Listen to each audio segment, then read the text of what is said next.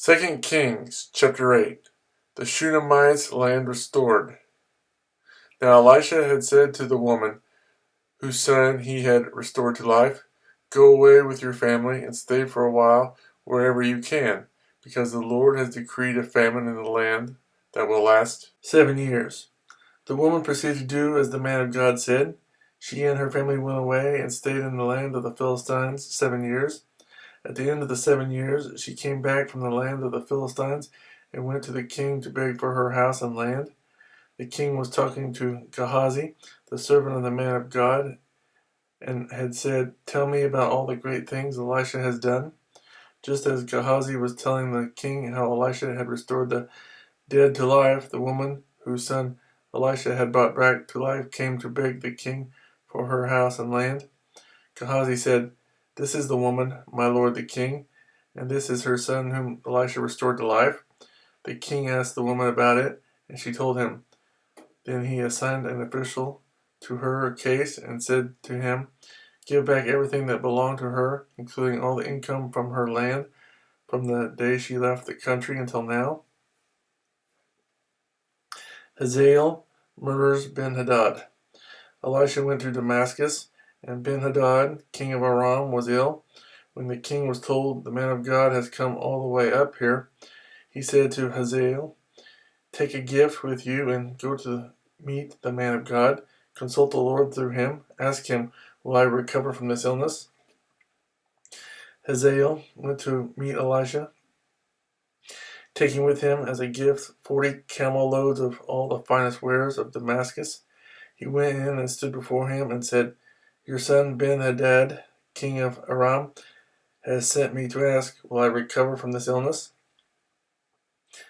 Elisha answered, "Go and say to him, 'You will certainly recover, but the Lord has revealed to me that he will in fact die.'"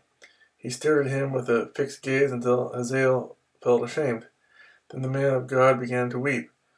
"Why is my Lord weeping?" asked Hazael. "Because I know the harm you will do to the Israelites," he answered. "You will set fire to their fortified places, kill their young men with the sword, dash their little children to the ground, and rip open their pregnant women." Hazael said, "How could your servant, a mere dog, accomplish such a feat?" "The Lord has shown me that you will become king of Aram," answered Elisha. Then Hazael left Elisha and returned to his master. When Ben-Hadad asked, "What did Elisha say to you?" Hazael replied, "He told me that you would certainly recover." But the next day he took a thick cloth, soaked it in water, and spread it over the king's face, so that he died. Then Hazael succeeded him as king. Jehoram, king of Judah. In the 5th year of Joram, son of Ahab, king of Israel, when Jehoshaphat was king of Judah, Jehoram, son of Jehoshaphat, began his reign as king of Judah. He was 32 years old when he became king, and he reigned in Jerusalem 8 years. He walked in the ways of the kings of Israel, as the house of Ahab had done, for he married a daughter of Ahab. He did evil in the eyes of the Lord.